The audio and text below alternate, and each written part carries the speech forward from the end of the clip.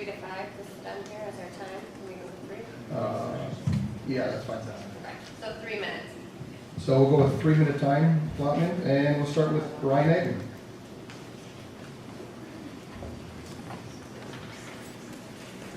And take your time, Ryan, because 3 minutes to start to be there. All right, yeah, I had a long walk all the way. I hope that doesn't go against me yet.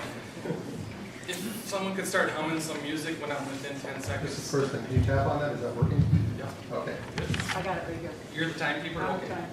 Anyhow, all right, welcome to the meeting tonight. Thanks for listening to a couple minutes of comments on my part. I appreciate the opportunity to address the board and the administration. Pull her a little closer up there. I appreciate the opportunity to address the board and the administration as usual. There's great things happening in schools for sure. The year's off to a good start, but there's always, like everything else, ways that we can improve. And no matter how we try to slice this issue of teacher turnover, I think it's clear we've got an issue in the school district, and I want to talk to a couple things that came up in committee meetings this month that are related, and I think trying to get to the heart of that issue. No matter if we say people are happy when they leave Waterford or they hate Waterford when they leave, 18% is just unsustainable, right? And there's a huge cost to this turnover, not just in recruiting, in training new people, not just in the, God bless new teachers, there's oftentimes come with a lot of energy, but sometimes they're learning too. But there's this credibility cost, showing up at your open house 2 nights before your kid starts school and finding out you don't have a teacher. It doesn't show well for our district. My professional experience says that when we have turnover rates that exceed the norm by so far, there's something driving that. Normal turnover, location, geographics, promotional opportunities, that stuff keeps you at the normal type of turnover things. Things that exceed normal, this is based on my experience, exceed normal turnover rates are things like unsafe or outdated equipment, uncompetitive salaries and benefits, and I don't think we have those here personally, or management issues, frankly. Those are the things that really drive turnover. So I'm glad that we're taking some looks at some of those issues deeper. I wish we'd take a deeper look at exit interview data, but we're doing some of that. If we had some of that, we could build a foundation, but we're diving into this survey, and I give the board and the administration credit on that. My only comments are as someone who's done a dozen or so of these things, and in fact today kicked off a global survey of about 2,500 employees, is that I think we're struggling with how we built this survey or how to build it, and really why we outsource surveys. We don't outsource surveys to have people survey employees on behalf of the leadership. We outsource surveys to have that non-biased, non-threatening environment for people to give their feedback, but the survey provider is actually acting on behalf and acting in the place of our leadership team. 30 seconds. I'm just going to end with a couple quick questions that the board should ask themselves and the administration before they take another step further on this survey. And these are the questions I pose to my leadership team as well. Is this process viewed as something that we want to do or we have to do? Is someone really ready to own this process and own the details? Do we understand that administrating survey is the easy part and the follow-up? We have no shortage of surveys in this district. We got plenty of data. Are we ready to review the results as a report card on management and administration and the board, not on our teachers? If the answer is no to any of these things, don't waste the time, don't waste the money. That's what a survey is all about. I just want to comment, it should be built with management and the board's input. If our provider is saying that it should be non-biased and without input from the administration or the board, jump ship and get a new provider. Every provider I deal with thinks it's essential that we get your ideas and your ideas incorporated into this survey. This talk about a non-biased survey being just something generic that some company throws over the wall at us is a waste of time and money. There's a place for those benchmark questions, but there's a bigger place for people to know that we want to go for the hearts and minds of what's happening in Waterford and what's happening with our people. It's nice to know what's happening in other school districts, but most importantly, what's happening here. It's not micromanaging. This board has micromanaged stuff in the past. I don't like to throw stones, but we talk about dipping sauces at the end of the lunch line, and we talk about all sorts of micromanaging stuff. This is getting involved in something that's near and dear and drives success and performance, not just in schools, but in any organization in the world. That's far from micromanaging. So use the survey provider to provide a non-threatening, confidential way to collect the results. But it's not about bias. that survey should be biased. It should be printed and stamped with the fingerprints of everyone in this room, so those teachers know who we want, that it's you that want to hear from them. It's not the survey vendor. Those are my comments. Thank you. Brian. Thank you.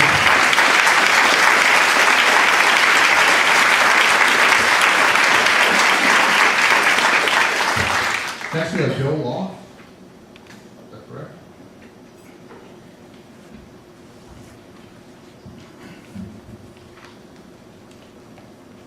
Good evening. My name is Bill Loff. I represent Rainbow Preschool at St. Peter's. We've cared for children in the Waterford area for 25 years. The list of considerations to host the 4K program: we have a state licensed, modern, secure facility, including gymnasium, fully functional professional kitchen with complimentary appliances and outstanding play areas. We are the only program in the community with 4-star ranking. We have a history of teaching children for 25 years. We have a licensed teacher already on staff, and we're able to provide a children experience with to encourage the children to think, question, analyze, and produce and learn based on their individual needs. That's all I have to say. Thank you. Thank you. Thank you, Bill.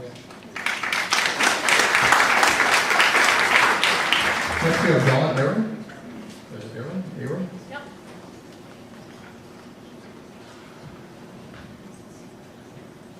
Good evening, ladies and gentlemen. I'm Dawn Aaron, and I'm a concerned parent. You all received a letter from me that was directed at Mr. Yoke, and I just wanted to make it public that I'm super disappointed, extremely disappointed, disgustingly disappointed in the turnover in this district. And I'm even more disgusted that we are replacing tenured teachers with less experienced ones. And I'm not knocking it because my son has a long-term sub and he's doing extremely well right from the get-go because Mrs. Kravchuk has set her up that way. But I can't imagine that if Brenda Pendleton were still in the building, how much further ahead that other class would be. The test scores were great, and that's great. I'm super pleased to be a part of this district, but I think that when you have that kind of turnover, something has to be done at this level, and you are all ultimately responsible for that. So I think I'd just like to see something happen. I understand that there has not been any sort of annual review for Mr. Yoke. You guys are our elected officials, and I believe that is your job. So I'm asking that that be completed in addition to the surveys. I've been very fortunate to be able to volunteer in Evergreen over the last couple of years in my son's class and throughout the building. I see how the staff react to you, Mr. Yoke, when they walk through the building. They tense up. The kids don't know you. When the principals and the teachers walk through the building, the children high-five and say hello to the adults in the building, and you are the exception to that rule. I had to show my son a picture of you for him to understand who I was talking about. That's a little bit of a disappointment because when you come in the classroom, it should be that you can walk in and out and people don't notice that you're there because they're uncomfortable. So that's it. That's all I have. I just wanted to make my opinion known to all of you. Okay, thank you.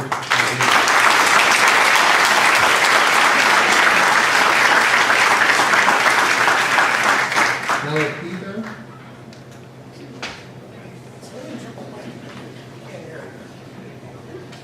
Good evening. My name is Keith Aaron. I am also a parent of a Waterford Elementary School student. My point of talking tonight. Turn the mic right straight towards you. Better? Tonight I would like to address the board and specifically Mr. Yoke in regards to the mass exodus of our teachers from this district. In the business world I come from, if I had an 18% turnover rate, my employees heads would be rolling. It is not tolerable in business. We've lived in Waterford now for 8 years, and in that time, we've become friends with many Waterford students, parents, and teachers alike. And I had personally witnessed teachers coming home from school crying because of the hard working conditions, the policies that are being established by you, Mr. Yo. You cannot rule out school with iron fist. These are educators. We should be putting our students first. It's got to stop.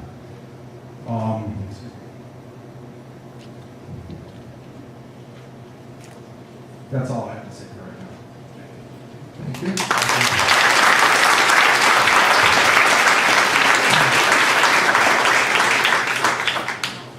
Next, we have Sue Dasher. Excuse me, sorry for that. Heidi Jones.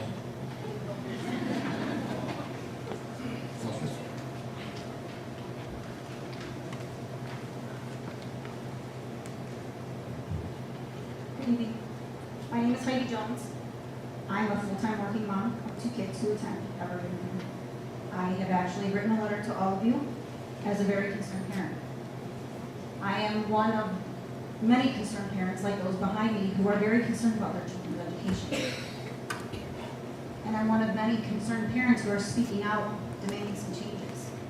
After reading the letters that were made public from 4 fabulous teachers who felt the need to leave this district based on their fear, among other things, that's appalling. Why are we letting this happen? I know a few of these teachers personally, and they're far from vindictive, and they're far from unreasonable. I had a lot of other stuff written here, but I think I'm going to skip a lot of that. I think you'll hear some other angry people later. But I just want to let you know that I work as a manager. I'm in leadership for an IT department for a very large local healthcare organization. I have a number of people reporting to me. Employee engagement is not only something on my own performance review, but it's also something that all of my employees are asked to participate in. We work together. We trust each other. We communicate daily. We troubleshoot issues together. Our work environment is such that we all want to succeed. Based on that, as a leader at the organization, we've all been asked to read Stephen Covey's book, The Speed of Trust. I highly recommend it. And to end, I'd like to quote Mr. Covey from his own book. Simply put, trust means confidence. The opposite of trust, distrust, is suspicion. When you trust people, you have confidence in them, in their integrity, and in their abilities. When you distrust people, you are suspicious of them, of their integrity, their agenda, their capabilities, or their track record. It's that simple.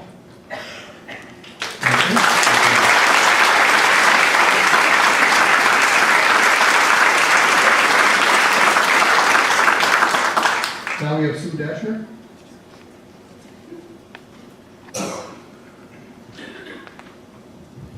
Hello.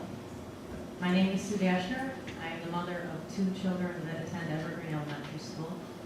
And like so many parents, I am a very concerned parent. This morning, as I was on my way to work, I heard the song, "No person is an island."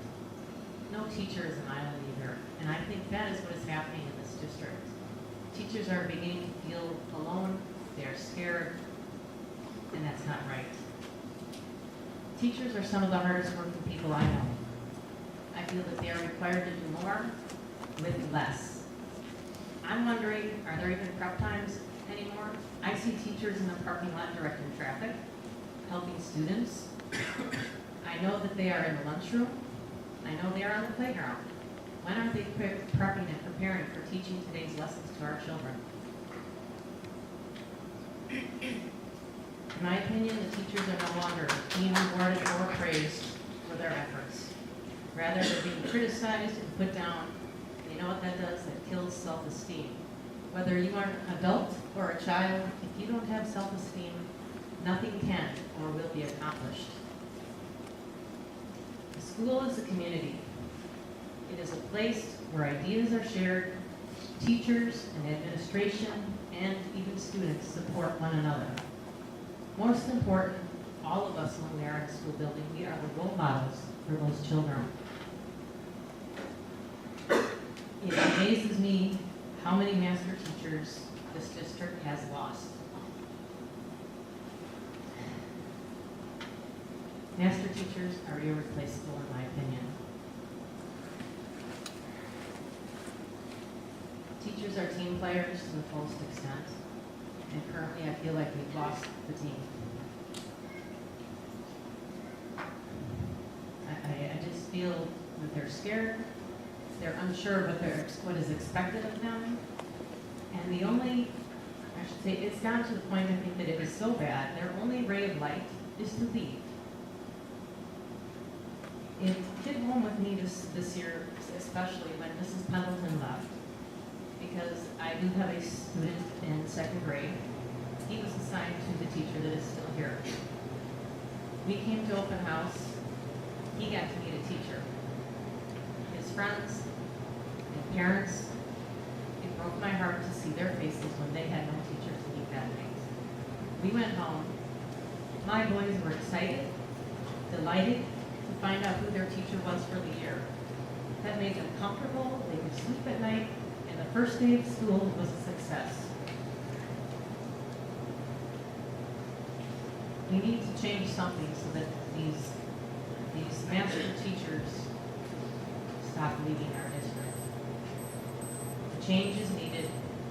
This is our children, are the future.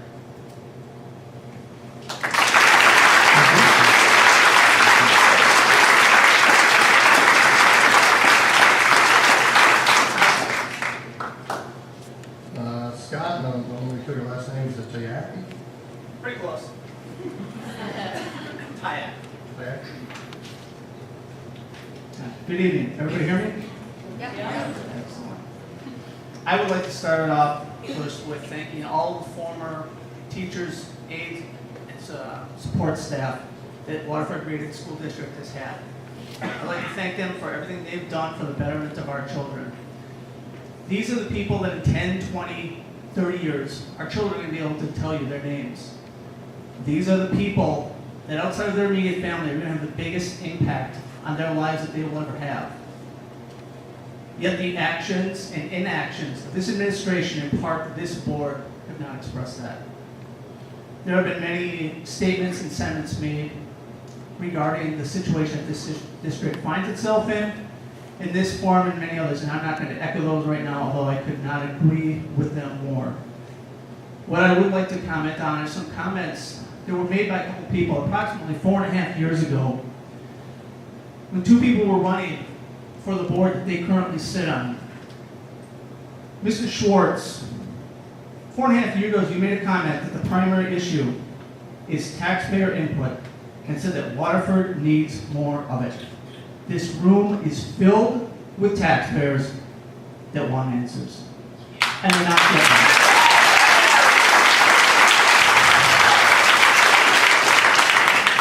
Mr. Jensen, you stated you were running because, and I quote, our administrator needs to be reined in, unquote, for taking actions the board has not voted on, and if elected, you would review the administrator. Enough is enough. Something needs to be done. I don't have the time or inclination to wait for surveys, to wait for results that we already know the answers on. I hope and I pray that everyone here has the wisdom and the guidance to make the right decisions. And I'll pray for that every night to hope that everything works out. I want to thank you for your time.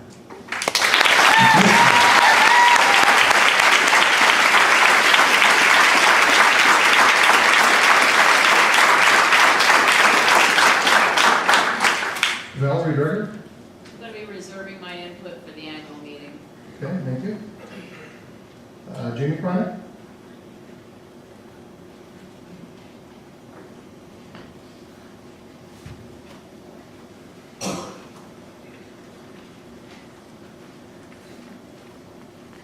Good evening. My name is Jamie Chronic. I'm the mom of 3, and 2 of my children attend Woodfield. Tonight I'd like to address 3 related issues. I'll call them the good, the bad, and the ugly. So let's start with the good. I'm happy to see that my daughters are off to a very good school year, with teachers who care for them as if they were their own, under the guidance of a principal who openly states she has 403 children. How reassuring to know that when my girls get to school each morning, they will be greeted by a smiling face that honestly has their best interests in mind. And I feel blessed to have these teachers and their principal in our lives. Unfortunately, this easily segues into the bad. As a taxpayer and a parent in this district, the number of recent teacher resignations alarms me. In fact, it is downright unacceptable. I have read the letters that 4 of the departed highly rated teachers have written, and I've also read the survey results. I can state with the utmost certainty that the problem is not a statewide issue or even a regional issue, but a WGSD issue. The relationship between the district administrators and the teachers is, in my opinion, irreparable. I do not want to see any additional teachers resign from their positions because they will be more valued, more respected, and better led in a different district. I do not want to have the uncertainty that my children might not have a high-quality education because this district cannot attract and retain the most qualified individuals, which leads me to the ugly. Members of the WGSD School Board, your position is not always an easy one, and I'm sure no one has ever made the promise that it would be. Your job is to ensure a quality public education for the children of this community. To do that, you need to find the most appropriate individuals for each part of the school district. If one part is not working, changes need to occur. I urge you to do what is in the best interest of our students, to make the tough decision to rectify the problem that has been so clearly identified, which will ultimately allow our teachers to do the job they are so passionate about without fear and intimidation. My hope is that you will realize your responsibility to the taxpayers, to the teachers and principals, and most importantly to the children who attend our schools. Thank you.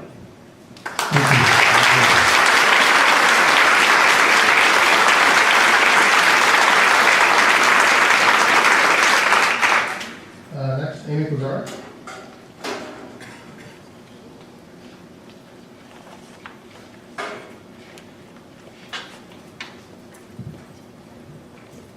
Good evening. Like others before me tonight, I'd like to express my concern about the number of teachers leaving Waterford. My primary concern surrounds the education of my children. There are a lot of demands being put on students and teachers today. I understand this both as a parent of 3 school-age children and firsthand as a high school teacher here in Waterford. Our schools naturally are not the same as they were 10 years ago. However, when tenured teachers are choosing to leave our schools, not leave careers in education, I see a problem. According to the recent letters written by teachers who left Waterford, they left not to better themselves economically, not to move closer to home. From what I understand, many of the teachers left because they felt they were being treated unfairly, scrutinized unfairly, and made to feel like their voices didn't matter. It is hard enough to be a teacher, but to teach in an environment of intimidation is unjust. We should be building each other up, not tearing each other down. Bill Gates said, "Your most unhappy customers are your greatest source of learning." I encourage you to take Bill Gates' philosophy to go to your unhappy customers and use them as a source of learning. I would hope in hiring an outside service to survey the staff that some effort would be made to include the voices of those who left.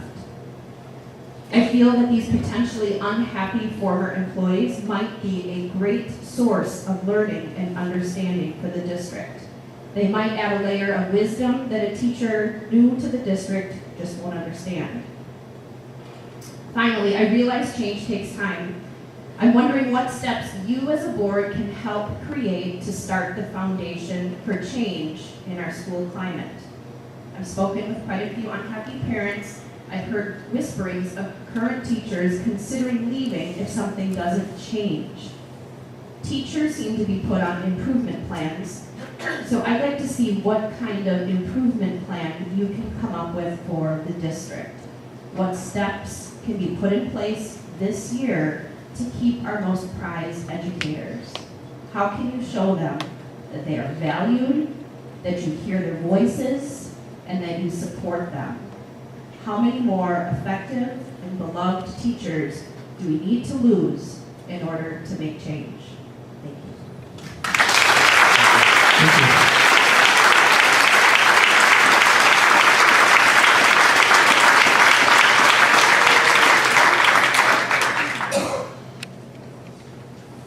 Yeah, we're trying to, Paul Schimmel, sorry. I couldn't read the end of it.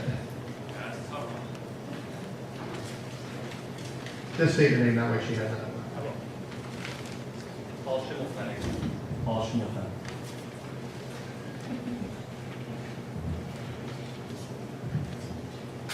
The question is, what is wrong with the Waterford graded school district that is compelling so many teachers to leave? The answer begins with the school board. Over time, fear and intimidation has ruled the school board, whether it be individuals or as a group. Ruling by fear and intimidation has become pervasive in this district. Because of this, it kind of goes down to the district administrative team as well. The district administrative team seems to control principals and teachers through fear and intimidation. They micromanage teachers to a point where they are not allowed to be professionals anymore. They lack basic people skills, giving very little positive reinforcement, no matter how much the students and teachers accomplish. All of this creates a caustic teaching environment that is making the Waterford graded school district an undesirable place to teach. What do we need to do? First of all, we the members of this community need to demand change. This change needs to occur in short order, or we risk losing another 20% of our teachers in this district next summer. Second, the change must occur at the district leadership level. Without changes in district leadership, the deterioration of our school district will only proliferate. There are no other reasonable options. Depending on exit polls to improve the climate in Waterford graded school district is a remedy that is 3 years too late.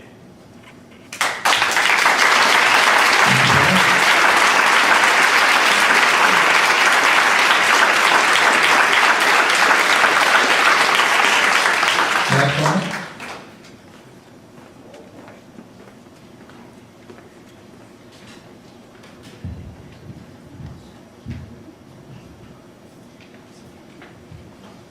Good evening, Matt Chronic. I would like to just revisit a timeline on this issue that so many people are talking about tonight. November, December 2012, a group of teacher leaders initiated a survey, a climate survey, was distributed to over 100 teachers. The results were tabulated using SurveyMonkey or something similar, and the results were given to the school board and the superintendent. April 2013, 3-4 months later, Mr. Yoke asked that group of teachers, those teacher leaders or some group, re-administer that survey, in a sense legitimizing it. It certainly must have felt that it was a good instrument or good enough instrument that it should be done again. The results were given to the school board. There was similar results as the first time, very poor results, very poor climate survey. Most people here probably already read that. August 2013, through public records requests, I released up to about 15 exit interviews. They were made public and shared with the board. I believe probably a lot of board members maybe had not even seen them at that time. October 2013, it was discovered that no written evaluation of the district administrator had ever been reported. This is a violation of state law, it's a violation of school board policy, and it's a violation of the district administrator's contract, all which state that a written review evaluation is to be performed. There was one done, I am told, in 2014 in January under the leadership of Bob Cashmere. Summer 2014, district administrator states at a committee meeting that it is no longer doing exit interviews except for face-to-face. In other words, nothing is getting written down. There is no question set that the employee who's leaving fills out. It's all word of mouth between the administrator and that employee. Obviously, then what is shared with the board is completely up to the district administrator. Summer 2014, board hires 2 outside agencies to administer a climate survey, and it is noted that over 1/3 of the teaching staff have now left in the last 22 months since the first survey was done. Now, this past week, I received an anonymous letter in the mail. Its authenticity has since been verified, and I would like to share with you tonight. This letter is from 2007. This document accuses someone of certain problems, certain issues, like having a Jekyll and Hyde personality, accusing and complaints without citing a source, threatening disciplined letters, entering a classroom while teaching to threaten disciplinary action, threatening insubordination for expressing a professional opinion that is different than this person's, a feeling of discomfort to be alone with them in the room, etc., etc., etc. And the only good thing that I can say about the discovery of this letter is that none of you were on the board in 2007 when it was given to the Waterford Graded School District Board. I'll give that to you now.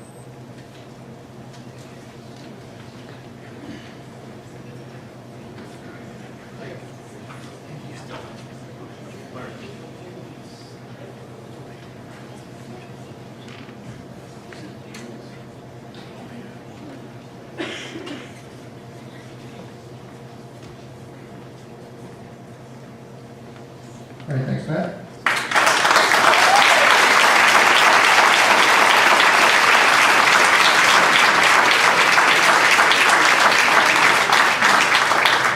Next, we have Carol, is it James?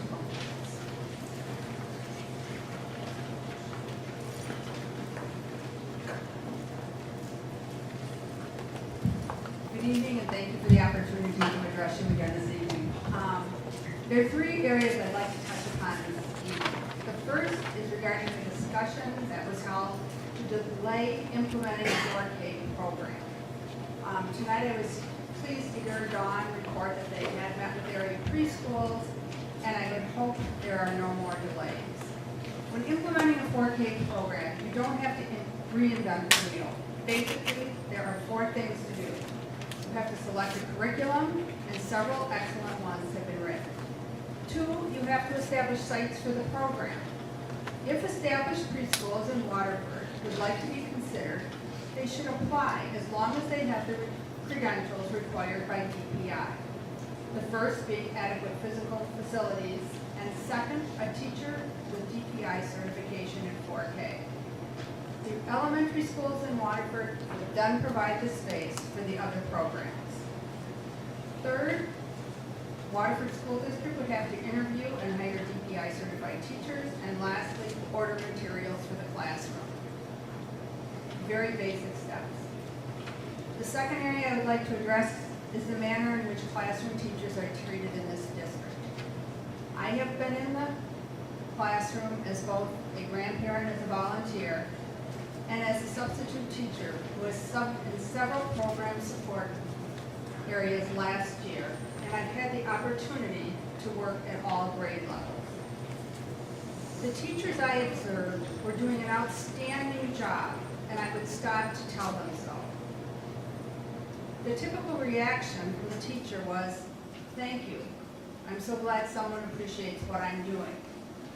And when I stood with shock and awe, I would ask for clarification. They would say they felt threatened and were not sure they would be employed the following week. They all appeared to be living under the sword of Damocles.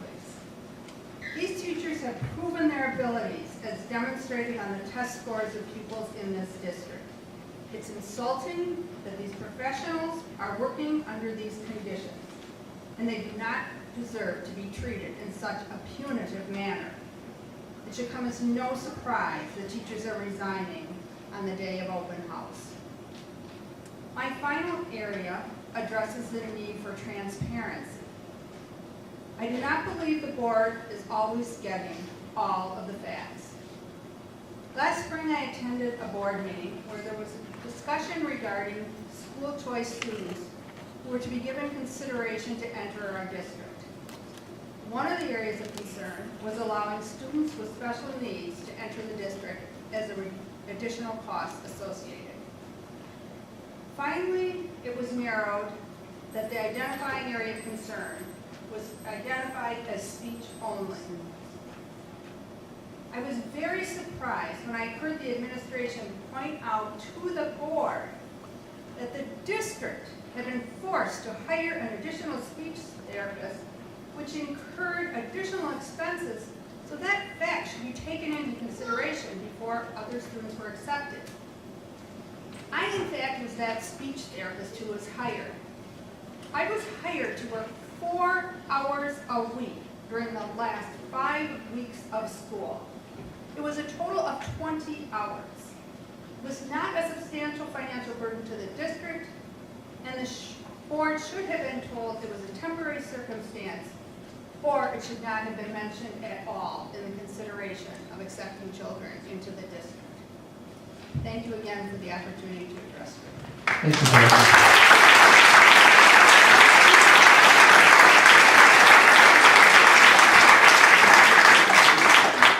Next, George McNair.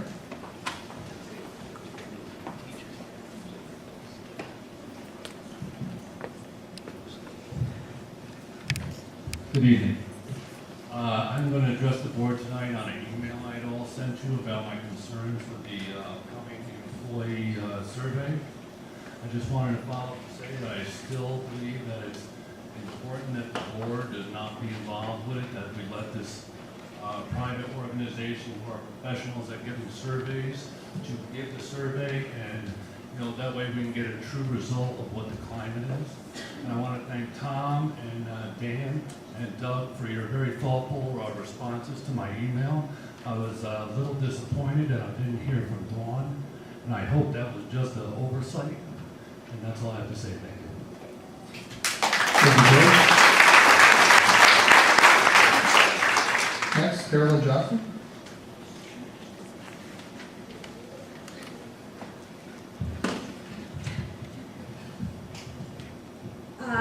First, I'd like to thank you all for your service on the Waterford Grading School District Board and for the opportunity to speak tonight.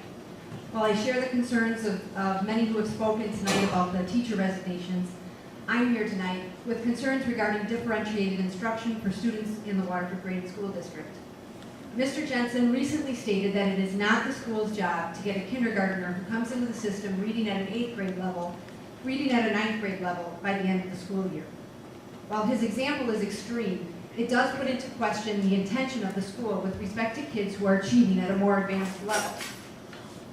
Mr. Jensen argued that the idea of adequate yearly progress for each student is some crazy notion out of Madison and not necessarily a goal that the Waterford Grading School District shares. I find that appalling. Each child should be expected to advance every year. If it takes differentiated instruction to achieve that, so be it. Teachers are held to account for the scores of all their students, not just the ones who start the year at the low end. And let us not forget, those high achievers help boost the scores of the entire district, giving you all something to boast about each year. For Mr. Jensen to suggest, and other board members to only politely disagree, that all kids aren't required the opportunity to advance says a lot about the state of our district. Yes, our district has been one of the best in the state. But like a coach who takes over a talented team, if you can't continue to recruit well, you can only ride on someone else's coattails for so long. The goals for the district have to be to attract talented staff to a supportive and innovative environment. And with that, attract families who want the best education available. That combination is what will continue the tradition of a great school district and a great community. Continuing to chip away at services offered to the students, support provided to the educators to get those students to advance is a recipe for disaster. You are not doing all you can to attract the best and brightest teachers when you're chipping away at the services that we're going to provide to those students. Thank you for your time.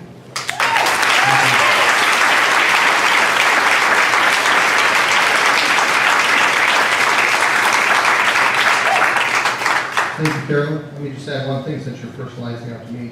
It was your comment. I'm not personalizing to you. It's what you said. Said my name about 10 times. I said your name twice because I was quoting Okay. you from a meeting. Here's a comment. I thought it wasn't supposed to be a question and answer. Okay. If you would listen to what you read, one more all person, that person leaves, okay? If you listen to what my statement was written on the back of here, it is not necessarily a two-way communication. That does not preclude any board member from stating anything they would like to. So with that said, if you would have stated my entire, what I had said that evening, I said this is a public school, it is not a private school. You do not have the same rights in the school district to demand of the school board everything you want for your student. We have to take all students into account. You are not in order. Have a seat. Excuse me, sir. One I more don't think time. educating. Have a seat. No, I'm not going to have a seat. You get to Okay. address me. I get to address you. I'm sorry. Officer, give you a score girl, please. I am not. Listen. Okay. We're not going to delve into pandemonium.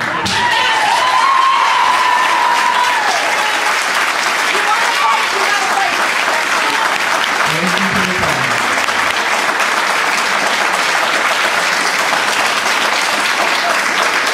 Again, this is a school board meeting and that's why. This is not a public meeting. All right? All right, we'll move on. Craig Lepisto?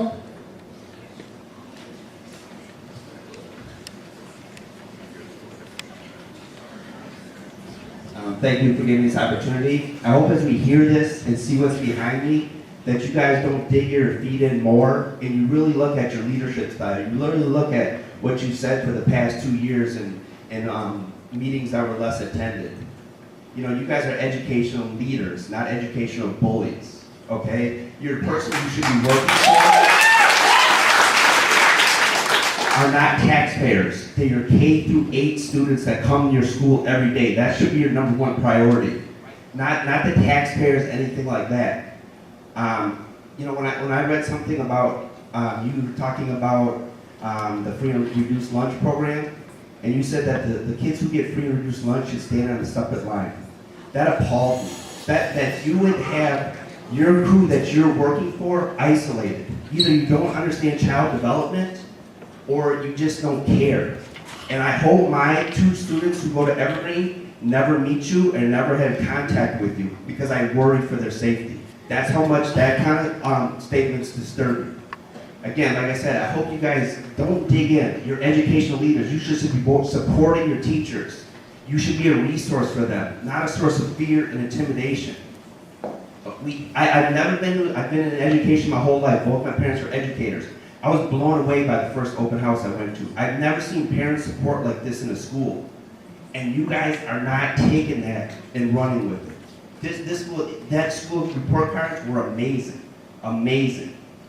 And you guys should realize what we have here and work with it. Don't run into the ground, please.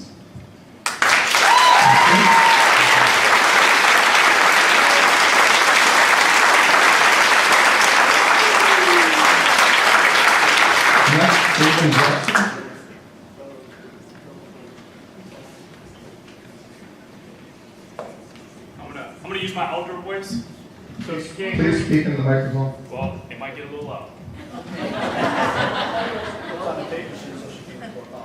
Okay, no, I'm not saying I'm gonna be loud as a negative thing, just letting you know, I wanna make sure everybody can hear. So I just wanna introduce myself here. I took a couple notes, I wanna stay to the point. You've heard a lot of different points of view. You know, people are upset, that's very obvious. Just wanna let you know, I'm coming from an educational background. I'm in my 17th year, and I work in the state's 4th largest public school district. I'm a school administrator. I run a school of 454 students myself, so I'm speaking from experience here. I gotta tell you, when I taught, one of the biggest things that I've learned here, especially now in my new role as a school leader, is that we need to look at the data. Okay, we live in a data-driven world. You look at the movement towards DPI, educator effectiveness, it's something that has been bearing down not only on me as an administrator, but on all the individual teachers here in the building. It's a huge amount of work. So the work conditions are already difficult. So when we take into consideration all that goes into this, the self-reflection, the SLO, and I don't know how many your district's requiring, we require 1. You look at the mid-year review, you look at the data collection, you look at all the different things that teachers have to do. I'm gonna come back to the data. Because the thing is when I taught, if children were dropping my class in mass numbers comparable to the number of teachers that have been leaving this district, I'd have to do something that I asked you all to do a month ago, which is to look in the mirror, take a look at what you're looking at, and do some self-reflection. So if kids were leaving my classroom, I need to do some self-reflection. What's wrong with my practice? What am I not doing to meet my student needs? So I need to ask you all to do the same thing. Look in the mirror. What are you not doing individually to meet your constituents' needs, our students' needs? Because you're talking about our students' future here. Also, I talked about using data to make informed decisions. You gave exit interviews, you gave some surveys, and you took all that information, and away it went. Don't be afraid of the data. Because, correct me if I'm wrong, the data show that people are not happy. People are upset for a variety of reasons. So instead of running from that, or turning your back to that, or dismissing that, embrace that. Use it as a learning moment. That's what we encourage our students to do when they encounter difficulties. We use it as a teaching moment. And I can tell you, Mr. Maltov does a good job of that, and I commend him for that.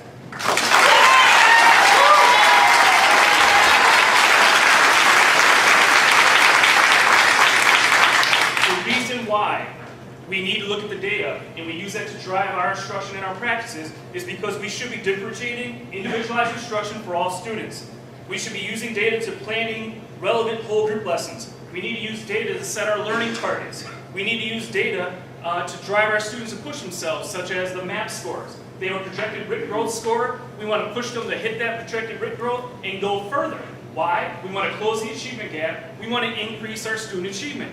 Evergreen Elementary. I sent Mr. Maltoff an email the other day. I didn't hear back, but I get that because I'm the same way. But 0.9 away, it's true, but we're 0.9 away from far exceeding the top category of the state.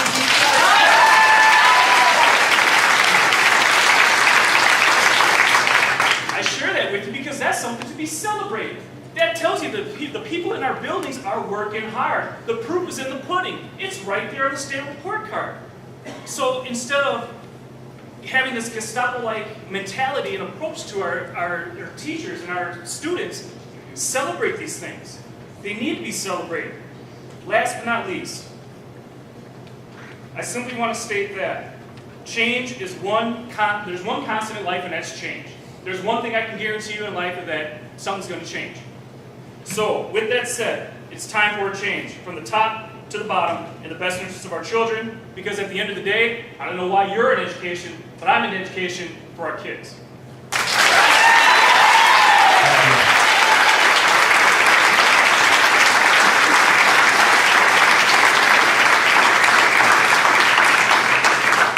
Thank you, Damon. Next, Joan Beck.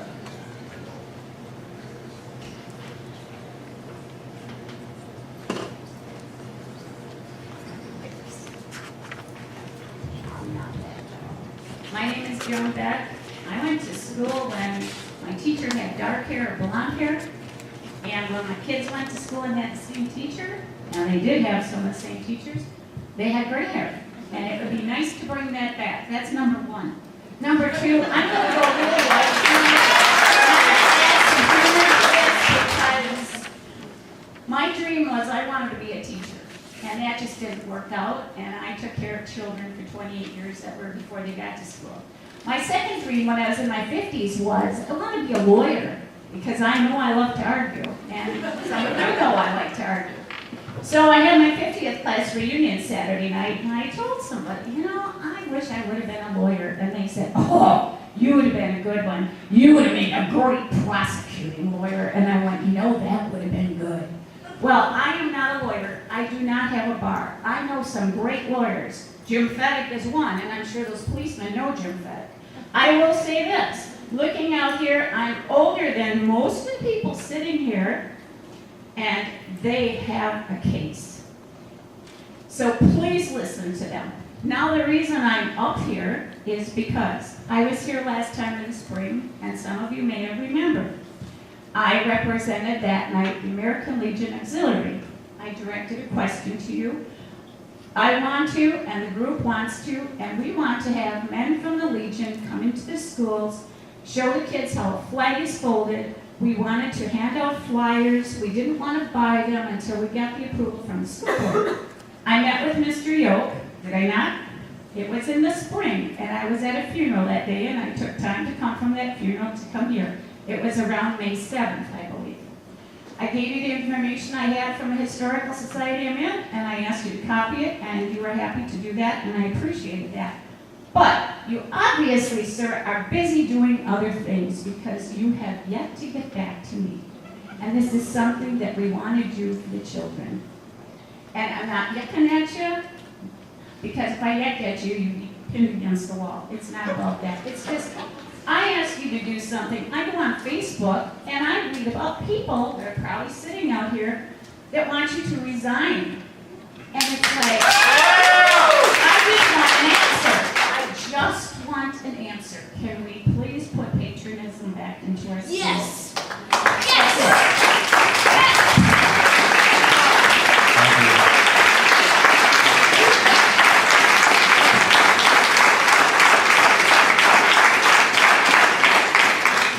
Thank you, Joan. I know we discussed it, we heard about it as a board, so I'm sure Mr. Yoke will be checking to see what he did, relay that information back to you. So, with that said, any more that would like to address the board? Eric, you want to come up? Yeah, you just sign the record on Derek. Sure, absolutely. My name is Derek Mahan. I'm a high school choir director here in the district. My daughter's also in third grade. I just have one question. I noticed on the action items to come, we are accepting the resignation of a board member. I'm just wondering don't need an answer, but I'm wondering if there's a plan in place to put another board member in place. I'm worried about when we have ties within the board, a 2-2 tie, who then makes that decision to break the tie. That's all. Thank you.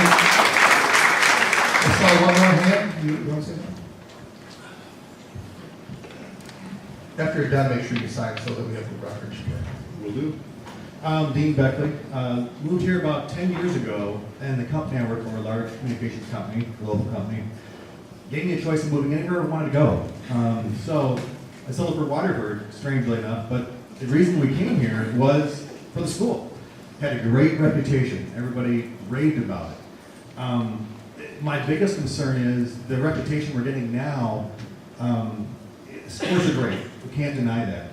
But it's the reputation we're getting of a workplace. And you're not going to get quality talent when you have a reputation for, whether it's a company, whether it's a school, any place. If it's not a great reputation, they will not apply. We will not get those applicants to come across anyone's desk. So we're going to be kind of left with, I don't want to say what's left over, but it's going to be a real problem very shortly. And if changes aren't made, it's going to get really, really bad really, really quick. Thank you.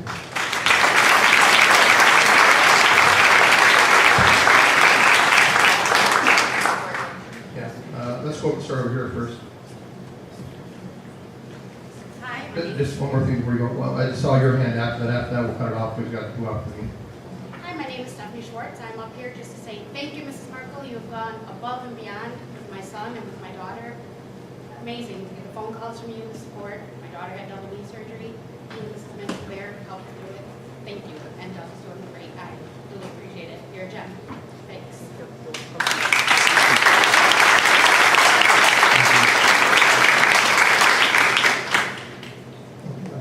Thank you. Hi there, my name is Jonathan Goss, father of 2 students here in Woodfield. And really, first wanted to thank you guys as a board. I know this isn't a high-paying job, but by any stretch of the imagination, you give up your time. It's a lot of effort, I get it. This obviously likely isn't very easy for you, so I get that. Also like to thank Matt. As a traveling business person, I don't have the opportunity to come to all of these meetings, so because of this, I actually get to see what's going on. There had been some comments. Some comments about whether or not the parents cared because they weren't showing up at a bunch of meetings, as I've heard. So I'd like to say we do, even if we can't be here every time. I'd also like to thank Mrs. Gielig. I'd like to thank the teachers who are still here who supported my daughters, Mrs. Earhart, Ben Vitas, Ms. Geary. Fantastic teachers. I'd like to see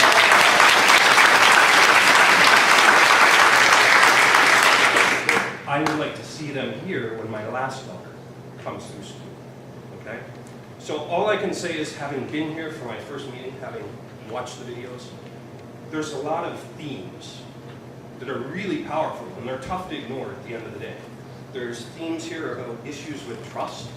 There's themes here about issues with accountability, not accountability going down, but accountability coming back up.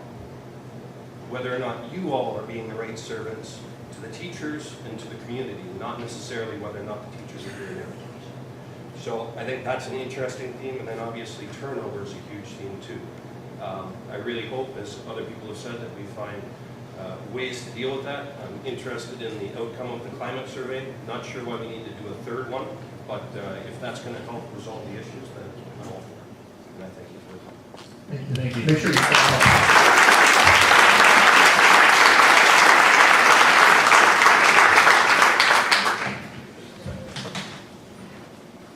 that being said, conclude citizen input and move on to action items. I'd like to just respond a little bit. Tom. Based on the number of emails we've received as a board, the comments I've received personally, and obviously all the remarks today, I felt I needed to prepare some thoughts and share them with you this evening. A big reason I ran for this position was because I felt there was a great deal of turmoil in this district. I was concerned about the things I've been hearing about staff morale and the number of teachers leaving. I knew what this meant for my children who attended this school and that will be attending these schools in the future. While I've only been on the board a few months, my biggest observations are that many times I feel the issues we're facing are either rationalized away or we're not working together to uncover the deeper causes of these problems. I will add, though, that I don't feel this is being done with ill intent. I feel that many of the board members were or are making decisions with the information that is presented to us by the district. The mistake being made is just taking these issues at their face value and not digging deeper into the problems. You cannot rationalize staff resignations by saying it's the same across the state and then later find out that resignations are 2 times as high here as the closest next rate of resignations. You cannot revise job descriptions without reposting them when the result is teachers leave your district to get the same opportunity elsewhere, despite us being told otherwise. You cannot change the exit interview process simply because you didn't like the results, and then be surprised when highly respected teachers decide they'd rather conduct theirs in public. These are just 3 issues that Dawn and I have questioned since I've taken office. I just ask that my fellow board members look at these with us and maybe question these some more. I don't think we can rationalize these issues or simply accept the information presented to us from the district as fact. Again, we need to dig deeper as a school board and question things. While I applaud my fellow board members for taking the initiative with me and them to conduct the surveys, hold these focus groups, I get the sense that sometimes we feel we're looking if there is a problem, rather than acknowledging that there is a problem.